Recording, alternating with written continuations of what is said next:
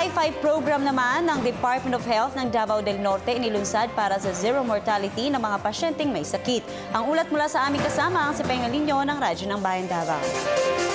Inilunsad ng Davao Regional Hospital sa Tagum City, Davao del Norte ang programang Hospital High Impact 5 o High 5 upang maigsa na bumaba ang mga namamatay na may mga sakit at mas paigtingin pa ang magandang kalusugan at serbisyo sa lugar.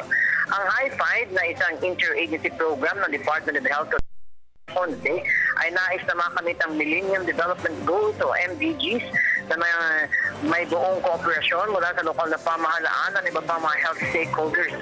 Isinawa natin DOH Regional Director Abdullah Dumama na ang estratehiya nila na makamit ang MDGs ay ang pagbaba ng infant mortality rate ng 20%, 5 taon pababa na namamatay ng 22%, maternal mortality 57%, pagbaba ng kasong human immunovirus o acquired immunodeficiency syndrome o HIV/AIDS ng 40% at ang pagtaas naman ng pagbibigay serbisyo sa lahat ng sektor. Sinabi rin ni Dumama na nais silang matugunan kung bakit marami mga katutubong namamatay at kung maaga ay matutukan ng mga ito dahil hindi anya ito maganda na kahit isa lang ay nakaka-alarma na. Tiniyak naman ni Davao del Norte Governor Rodolfo del Rosario ang malaking pagsuporta ng lahat ng lokal na pamahalaan sa programa ng High Five.